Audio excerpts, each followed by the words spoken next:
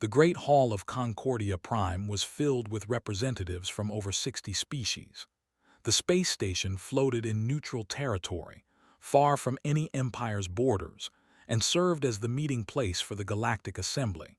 Today, the hall buzzed with tension because two powers were about to clash over a piece of space that both claimed as their own. General Cole stood at the human delegation's platform. She was 52 years old with short gray hair and a face marked by decades of military service. Her uniform was simple compared to the flowing robes and glittering armor worn by other species. She had commanded human forces on the frontier for 15 years, and she had never lost a battle. The aliens who knew her reputation watched her with careful eyes. Across the hall, High King of the Empire sat upon a hovering throne made of black metal and precious gems. There were tall beings with pale blue skin and 4 arms.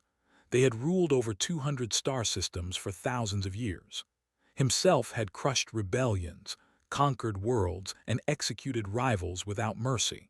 In all his long reign, no lesser species had ever him publicly. Until today. The matter before the assembly was simple.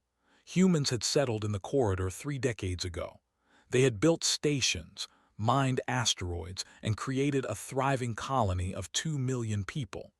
The now claimed that the corridor belonged to them by ancient right. A diplomat finished speaking. He had talked for an hour about history and treaties and the natural order of the galaxy. His argument was clear. Humans were newcomers. They should surrender the corridor and pay tribute to the Empire for their insult. The assembly moderator, a small creature covered in brown fur, turned to the human platform. "General Cole, you may respond." Stepped forward. She did not bow to the king. She did not lower her eyes.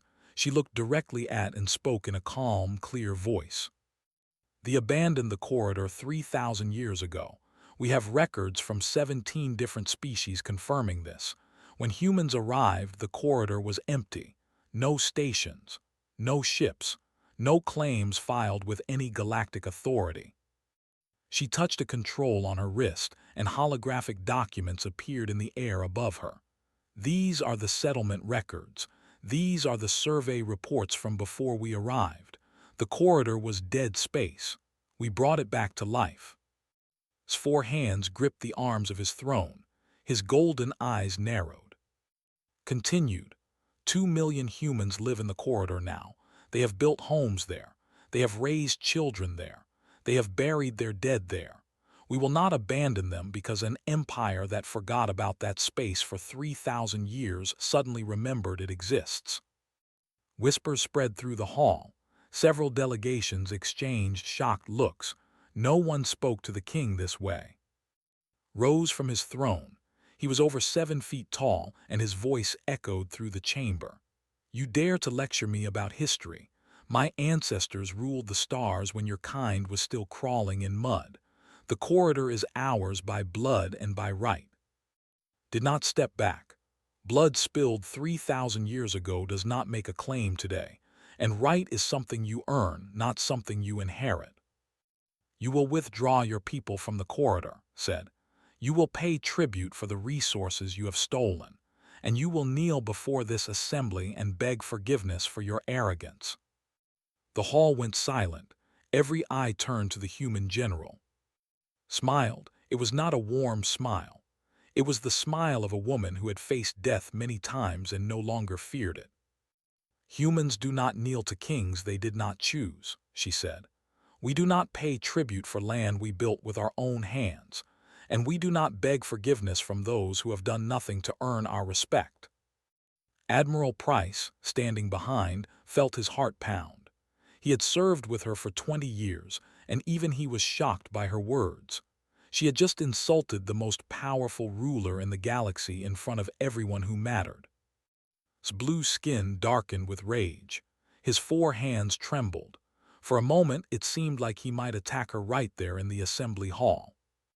But he controlled himself. He sat back down on his throne and spoke in a voice like ice. "This assembly will hear no more from humans today. The matter is closed for discussion." The moderator looked uncertain but nodded. The session is adjourned until tomorrow.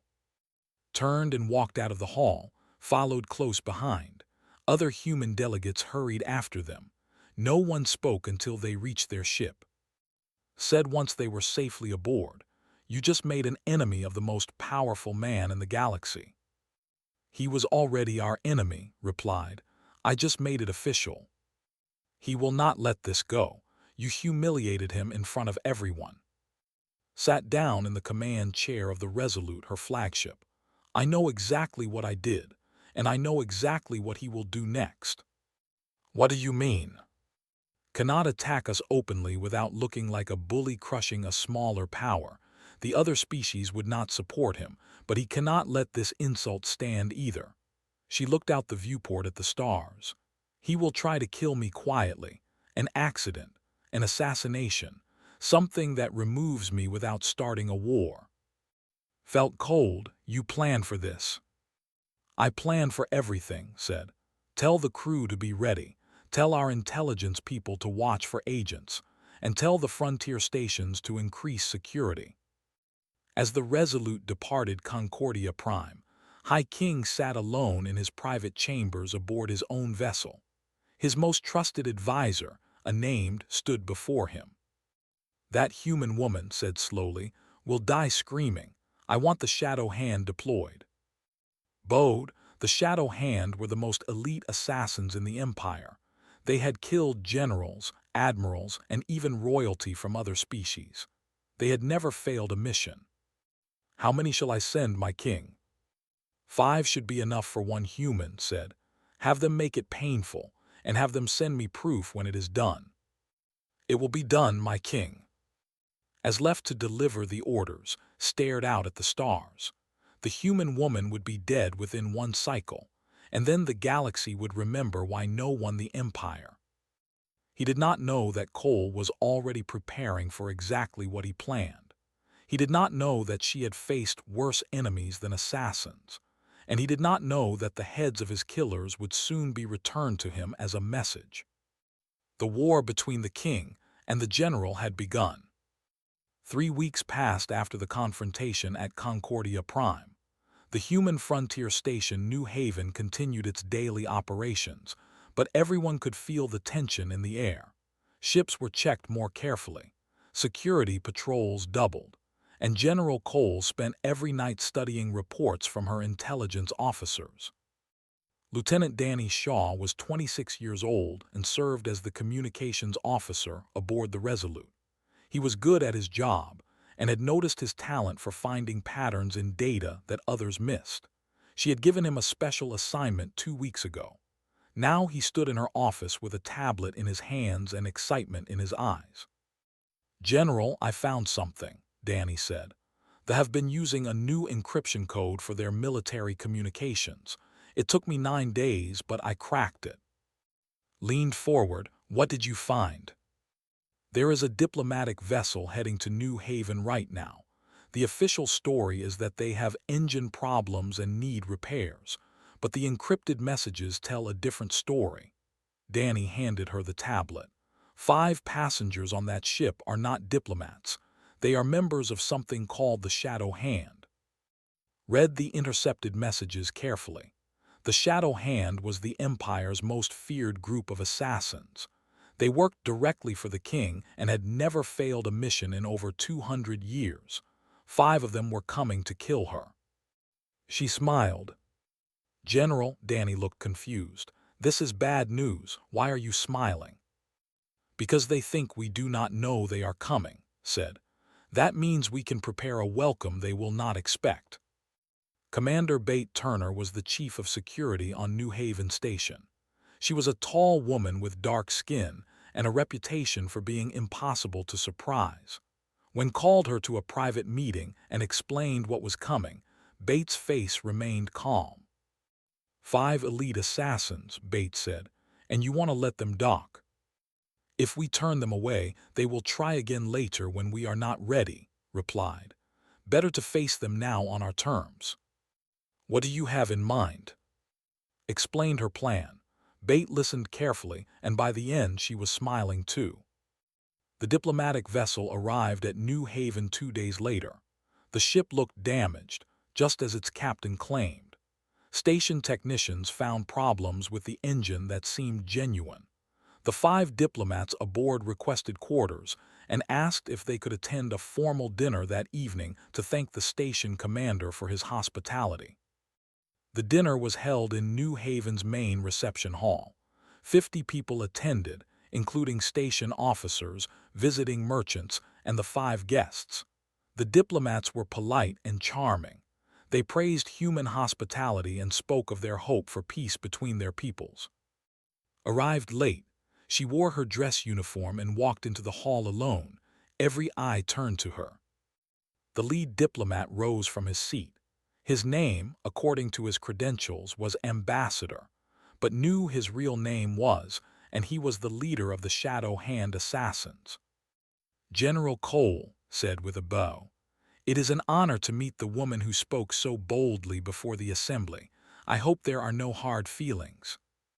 "None at all," said. She took her seat at the head of the table. "Please enjoy the meal."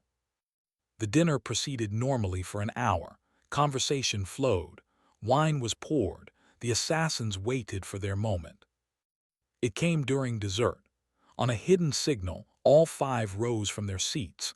They drew neural disruptors from concealed pockets and fired at the security officers around the room. 8 humans collapsed, paralyzed but alive. Pointed his weapon at General Cole, by order of High King, you are sentenced to death for crimes against the Empire. Did not move, she did not look afraid, she simply said, "Now." The walls of the reception hall opened. 30 human Marines in full combat armor stepped out from hidden positions. They had been waiting behind false panels for the entire evening. Their weapons were aimed at the 5 assassins. His golden eyes widened. He had walked into a trap. "You knew," he said. "I knew," replied. She stood up slowly. "Your king made a mistake. He thought humans were easy prey. He thought we would not see you coming. He thought wrong." The assassin next to moved fast. He threw a blade at with deadly accuracy. But Bate Turner was faster. She stepped in front of the general and caught the blade on her armored forearm. In the same motion, she drew her sidearm and shot the assassin through the chest. The room exploded into violence. There were skilled fighters. Even outnumbered 6-1, they moved like shadows, dodging shots and striking with terrible precision. 2 Marines fell in the first seconds. A third was badly wounded. But humans had trained for this. They fought in teams, covering each other, pressing the assassins from all sides. Drew her combat knife. She had carried it for 30 years, and it had saved her life more times than she could count. When an assassin broke through the Marine line and charged at her, she did not retreat. She stepped forward and met him. The fight lasted 4 seconds. The assassin was fast and trained, was faster and more experienced. Her knife found his throat and he fell. Another assassin died under Marine gunfire. A third was tackled and restrained. Saw that the mission had failed.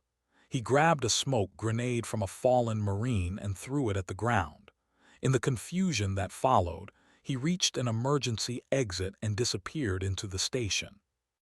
When the smoke cleared, 3 assassins were dead. 1 was captured and had escaped. Bate approached, he got away. "I know," said. Her face and uniform were splattered with alien blood. But 3 of his team did not. That is enough for now. She looked at the bodies of the fallen assassins. "Have their heads removed and preserved. We are going to send a message to the king." Danny Shaw approached nervously. "What kind of message, General?" Turned to him. Her eyes were cold and hard, the kind he will never forget. That night recorded a holographic message. She stood in front of a cargo container that held the 3 severed heads. Her voice was calm and clear. "High King, I return what belongs to you. Your shadow hand assassins came for me. As you can see, they failed. I hope the next ones you send are better trained, but I doubt it will matter." She smiled that cold smile again. "Send as many as you like. I will return them all the same way." The message was loaded onto a small shuttle along with the cargo container. The shuttle was programmed to fly directly to the. As it departed New Haven Station, watched it go. Stood beside her, will be furious. That is the point, said. Angry men make mistakes, and I want him to make many mistakes before this is over. Somewhere in the depths of New Haven Station, hid and planned his escape. He had failed for the first time in his life, and the shame burned inside him like fire. But he would have his revenge. He would bring the entire shadow hand down upon this human woman, and he would make her death last for days. He did not know that was counting on exactly that. The Of Prime was the heart of the empire. Its cities stretched across entire continents, and its orbital stations blocked out the stars. Over 8 billion lived there, and all of them served the High King in one way or another. The royal palace stood at the center of the capital city. It was built from black stone and precious metals, and its towers reached so high that clouds gathered around their peaks. Inside, High King held court before hundreds of nobles, military officers, and advisors. The court was discussing trade agreements when a guard rushed in and whispered something too. The advisor's face went pale. He approached the throne and spoke quietly to the king. His 4 hands gripped the armrests of his throne. A human shuttle here. It carries a flag of parley, my king. It is unarmed and unmanned. It requests permission to deliver a diplomatic package. Let it dock, said, but scan it for weapons and traps first. The shuttle was brought to the palace landing platform. Scanners found nothing dangerous aboard. The only cargo was a metal container and a holographic projector. Guards carried both items into the throne room and placed them before the king. Open it, commanded. A guard pressed the release on the container. The lid opened slowly, and the entire throne room fell silent. Inside were 3 heads. They had been cleaned and preserved with care. Their eyes were closed and their faces looked almost peaceful, but there was no mistaking what they were. Queen, who sat beside the king, turned away. Several nobles made sounds of shock and disgust. The military officers stared with hard expressions. My king, said, his voice shaking, those are members of the Shadow Hand. I can see what they are, hissed, play the message. A guard activated the holographic projector. The image of General Cole appeared in the center of the throne room. She was covered in blood, and she was smiling. High King, her voice echoed through the chamber, I return what belongs to you. Your Shadow Hand assassins came for me. As you can see, they failed. I hope the next ones you send are better trained, but I doubt it will matter. Send as many as you like. I will return them all the same way. The message ended, the hologram faded, and for a long moment no one in the throne room breathed. Then rose from his throne with a roar of rage that shook the walls. He swept his 4 arms across a nearby table, sending golden cups and plates crashing to the floor. Guards stepped back in fear. Nobles fell to their knees. That human creature, shouted, will suffer for this insult. I will have her skinned alive. I will have her bones ground to dust. I will burn her entire species from the galaxy. Queen rose and approached her husband. She was nearly as tall as he was, with silver hair and calm gray eyes. She had been his partner for over 2 centuries, and she was not afraid of his anger. My husband, she said quietly, this is exactly what she wants. What do you mean? The human general is trying to make you angry. She wants you to act without thinking. She wants you to start a war that the Empire cannot afford to fight right now. Turned to face her. His rage was still burning, but her words made him pause. Cannot afford. We have the largest fleet in the galaxy. We could crush the humans in a week. We could crush their frontier forces, agreed. But at what cost? The Confederation has been waiting for us to show weakness. The Ash clans have been building ships in secret, and the other members of the Assembly would not support a war over wounded pride. General stepped forward. He was the commander of the Imperial fleet, a veteran of 100 battles, and one of the few people in the room who would speak truth to the king. "The Queen is correct, my king. Our intelligence reports show that the humans have been preparing for conflict. They have reinforced their positions in the corridor. Their fleet movements suggest they expect us to attack. If we rush into war now, we will win eventually, but we will lose many ships and soldiers. Our enemies will take advantage." Listen to his wife and his general. He was still angry, but he was not a fool. He had ruled the empire for 300 years by knowing when to strike and when to wait. But he could not let this insult stand. "I will not start a war today," he said slowly, "but I will have that woman's head. Deploy the entire shadow hand, all 47 of them.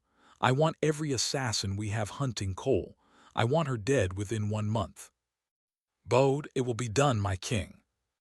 Far from Prime, in neutral territory, a human diplomat named Myra received word of what had happened. Myra was 38 years old and had spent her career building bridges between species. She believed in peace and negotiation. She believed that war could always be avoided if people were willing to talk. Now she feared that talking would not be enough. She had contacts inside the court, people who believed as she did that conflict was foolish. One of them sent her a message with a single warning. The entire shadow hand was being deployed against General Cole. Myra immediately sent an encrypted transmission to New Haven Station. "General Cole, this is Counselor.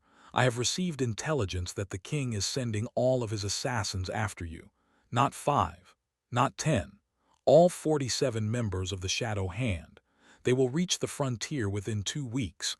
Please, I beg you, consider a diplomatic solution. I can arrange talks. I can find a way to end this before more people die." Received the message in her quarters aboard the Resolute, and Bate were with her. They read the warning together. 47 assassins said, "This is serious. We cannot fight that many." "We will not fight them the way they expect," replied. "They are used to hunting targets who run and hide. We are going to do something different." Bate crossed her arms. "What do you have in mind?" "We are going to hunt them back." Pulled up a star map showing the corridor. "The corridor is full of asteroid fields, debris clouds, and abandoned stations. Perfect terrain for ambushes. We will draw them in and pick them off one by one." "And if the fleet comes too?" asked. "Then we will deal with the fleet too." Looked at her officers with steady eyes. "I did not start this fight, but I intend to finish it." Thinks he can scare us into surrender by sending killers in the night. He is about to learn that humans do not scare easily. She sent a reply to Myra. "Counselor, I appreciate your warning, but I will not negotiate from a position of weakness. If wants peace, he can come to me himself. Until then, I will do what I must to protect my people." Myra read the response and felt her heart sink. The general was brave, but bravery alone would not stop 47 assassins and the largest fleet in the galaxy. She began reaching out to every contact she had. If she could not stop the war, perhaps she could at least find allies who might help end it. On Prime stood before the assembled Shadow Hand. His shame at failing the mission on New Haven burned inside him, but he channeled that shame into cold determination. "The human woman thinks she is clever," he told his fellow assassins. "She thinks she can mock us and survive. We will show her how wrong she is. We will bring her head to the king ourselves, and we will make sure she suffers first." The Shadow Hand departed that night, spreading out across space in small ships that were nearly impossible to detect. They were the deadliest killers in the galaxy, and they had never failed to destroy a target. But they had never hunted a target like Cole before. And they did not know that she was already waiting for them. The corridor stretched across 40 light-years of space. It was filled with asteroid fields left behind by ancient collisions, gas clouds that blocked sensors, and the wreckage of civilizations that had risen and fallen long before humans reached the stars. It was dangerous territory for large fleets, but for small ships and skilled hunters, it was perfect. General Cole moved her forces into the corridor 2 days after receiving Myra's warning. Her fleet was not large by galactic standards: 12 warships, 30 support vessels, and 2 carriers under the command of Captain Roy. Against the full might of the Empire, they would be destroyed in hours, but was not planning to fight a traditional battle. She was planning something the Shadow Hand had never faced before. Specialist Karen Mills was 29 years old and worked in fleet intelligence. She had a gift for breaking codes that her commanders called almost supernatural. Danny Shaw had cracked the Shadow Hand's basic encryption, but Karen went deeper. She found their backup codes, their emergency channels, and most importantly, their coordination frequencies. "General," Karen reported on the 5th day in the corridor, "I have their communications completely mapped. I can tell you where every Shadow Hand operative is within a 2-hour delay." Studied the data on her screen. The assassins had entered the corridor from 7 different points. They were moving carefully, searching for human positions, trying to find a weakness in the defenses. "They are spreading out to cover more ground," observed. "Standard hunting pattern."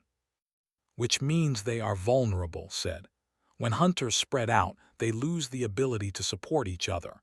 We are going to use that against them." She called it the Hornet's Nest strategy. Small groups of human ships would move through the corridor, appearing weak and exposed. When Shadow Hand operatives approached, they would find not easy prey but hidden firepower. Ambush after ambush would wear down the assassins until they had nothing left. The first encounter happened 3 days later. 2 Shadow Hand assassins detected a human supply ship traveling alone through an asteroid field. They moved in for an easy kill. What they found instead was a trap. The supply ship was bait. Hidden among the asteroids were 4 human gunships with weapons hot and ready. The assassins were good. They fought back with everything they had, but they were outnumbered and both died within minutes. Word of the failed attack spread through the Shadow Hand's network. Karen intercepted the messages and reported them too. "They are confused," Karen said. "They have never faced prey that fights back like this, is ordering them to regroup and approach more carefully."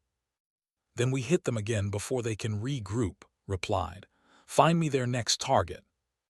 Over the next 2 weeks, the humans and the Shadow Hand fought a brutal game of cat and mouse through the corridor.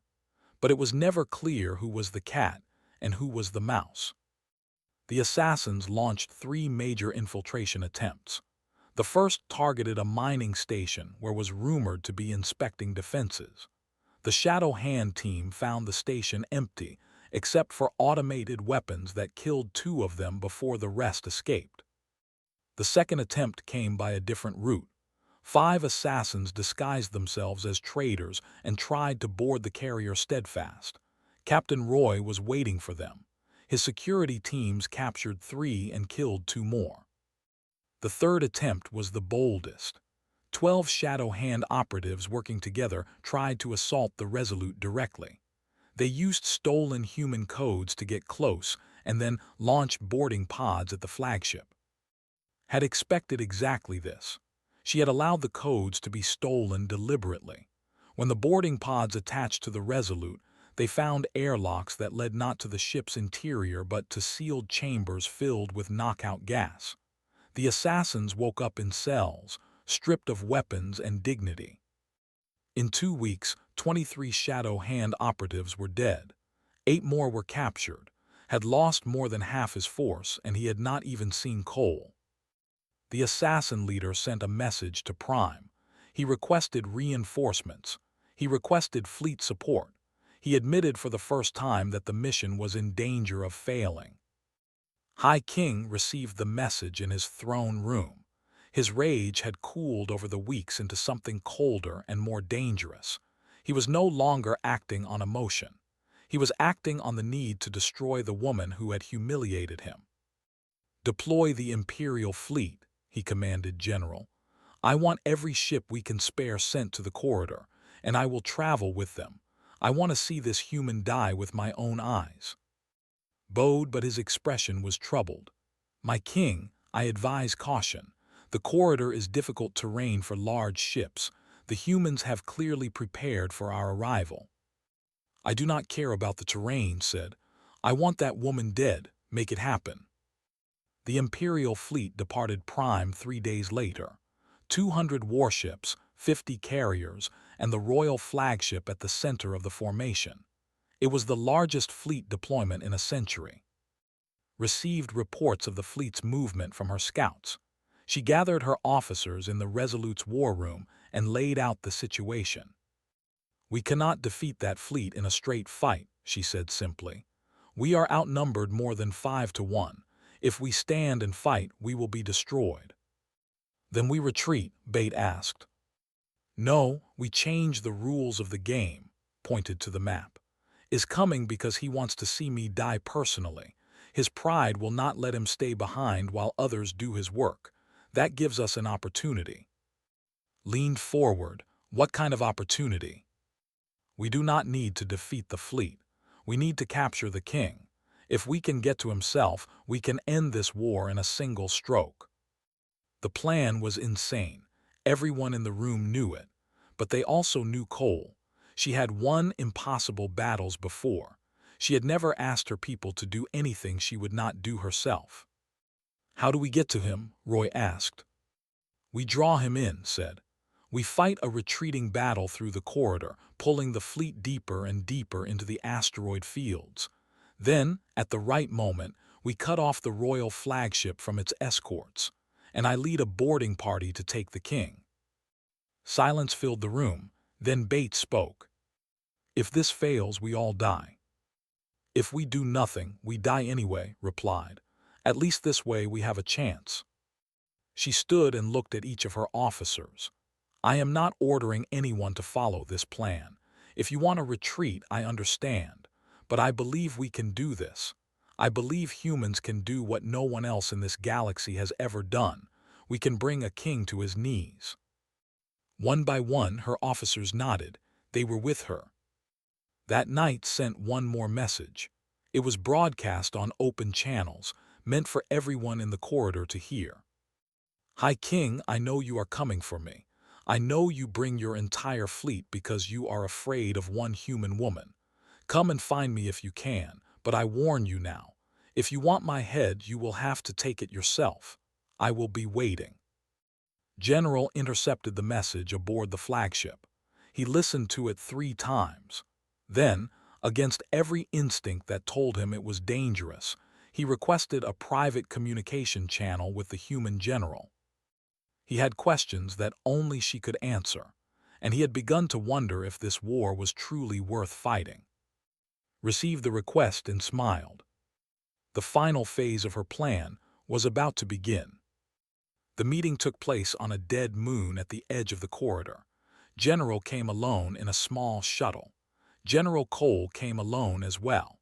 They met in the ruins of an ancient temple that neither of their species had built. Was tall even for a, and his 4 arms bore the scars of many battles. He had served the Empire for 200 years and had never questioned his loyalty. But something about this war troubled him deeply. "You wanted to speak with me," said. "Here I am." "I wanted to understand you," replied. "My king believes you are a fool who does not know when to surrender, but I have studied your tactics. I have seen what you did to the Shadow Hand. You are not a fool. So why do you fight a war you cannot win?" "Who says I cannot win?" Made a sound that might have been a laugh. "You have 12 warships, we have 200. The math is simple." "Math does not win wars," said. "Determination does, skill does, and sometimes luck does." "And you believe luck will save you?" "I believe your king made a mistake when he sent assassins instead of diplomats. I believe he made a bigger mistake when he decided to come here himself, and I believe that mistake will cost him everything." Studied her for a long moment. "You have a plan." "I do." "Will you tell me what it is?" "No, but I will tell you this. I do not want to destroy the Empire. I do not want to kill thousands of your soldiers. I want to end this war with as little death as possible. If you truly care about your people, you will not interfere with what happens next." Was silent. Then he said something that surprised them both. "I did not come here to betray my king, but I will tell you something because I believe you deserve to know, is traveling aboard the flagship Eternal Dominion. He insists on being in the center of the formation, surrounded by his best ships. He believes this makes him safe." "But you do not think it makes him safe." "I think it makes him predictable." Turn to leave. "I have said too much already, but I will tell you one more thing. Many in my fleet respect humans. We do not want this war either. If you find a way to end it without destroying us, you will have more friends than you know." He left the temple without another word. The Battle of Station began 2 days later. The fleet advanced into the corridor in a massive formation. 200 warships moved through the asteroid fields like a wave of death. At the center, surrounded by 50 escort vessels, the royal flagship Eternal Dominion carried High King toward his prey. The human fleet retreated before them. Ships fell back from position to position, fighting brief skirmishes and then withdrawing. The pursued, pushing deeper into the corridor with each passing hour. "They are running," said with satisfaction as he watched the tactical display. "The human woman talks bravely, but her actions tell a different story." "My king," one of his admirals said carefully, "the corridor is becoming more difficult to navigate.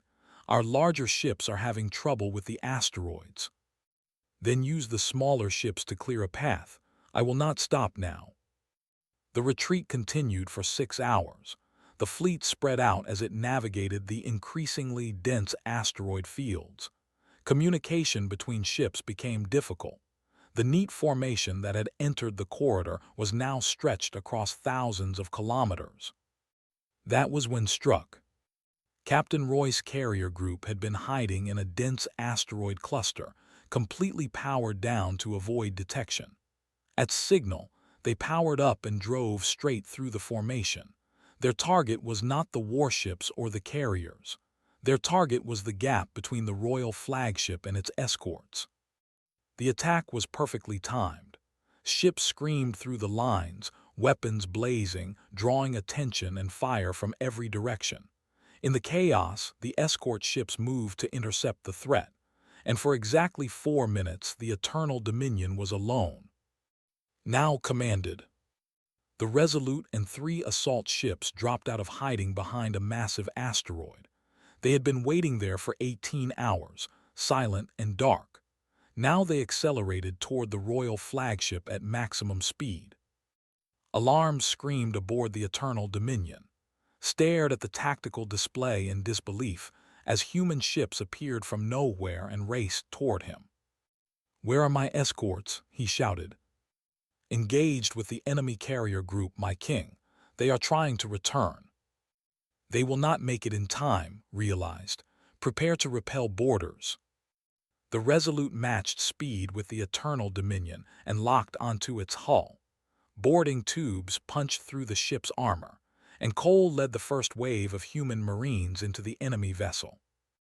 The fighting inside the flagship was brutal. Guards fought with desperate courage to protect their king. Humans pushed forward with grim determination. Bodies fell on both sides. Fought at the front of her people. She had refused to stay behind while others risked their lives. Her combat knife was in her hand, and she used it more than once when the fighting became too close for guns. They reached the throne room doors after 20 minutes of battle. The doors were sealed and reinforced. It would take time to cut through them. "General," one of her Marines said, "reinforcements are approaching. We have maybe 10 minutes before they reach us." Then we cut faster. The doors fell, stepped through into the throne room of the Empire. Stood at the far end, surrounded by his personal guards and one final warrior. The assassin leader had reached the flagship ahead of the battle, determined to protect his king or die trying. Cole said, "I have been waiting for you." "And I have been looking forward to this," replied.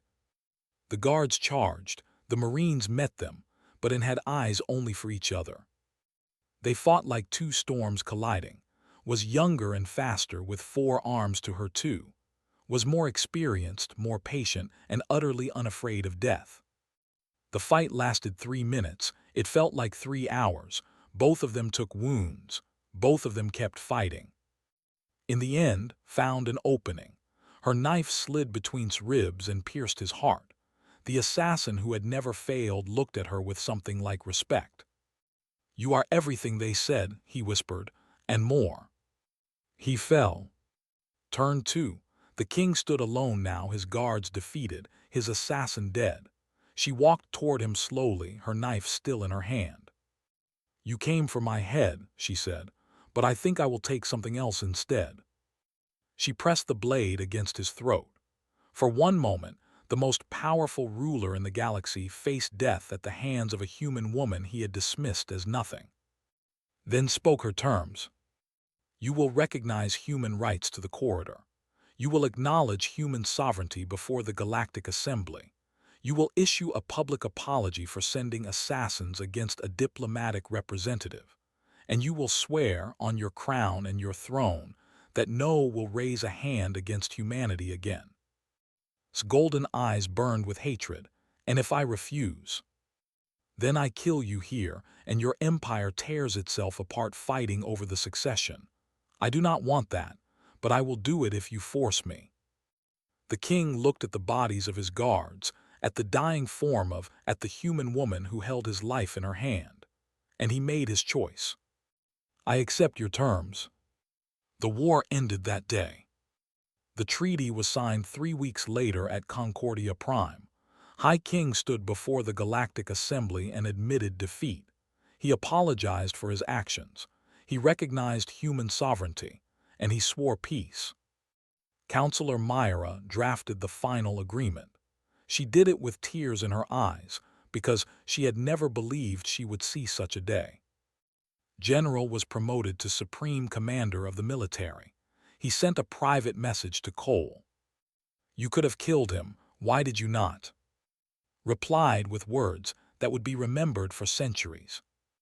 "Dead kings become martyrs, but humiliated kings become lessons. I did not want to start a war that would last generations. I wanted to end one before it truly began." 1 year after the Battle of Station, a new ambassador arrived at human space. He was young and nervous, and very aware that he was entering the territory of the woman who had defeated his empire. A human reporter asked him what he thought of General Cole. The ambassador considered the question carefully. Then he said simply, "She is the reason my people learned to negotiate. We are better for it." Cole retired from military service 2 years later. She settled in the corridor, in a small house on a quiet moon. She spent her remaining years teaching young officers and writing her memoirs. When she died at the age of 91, representatives from 30 species attended her memorial. Among them was a general who placed a single flower on her grave and saluted in the human style. She had been one woman against an empire, and she had won. Not through cruelty, not through destruction, but through courage, wisdom, and the knowledge that true strength is knowing when to show mercy. The galaxy never forgot her lesson.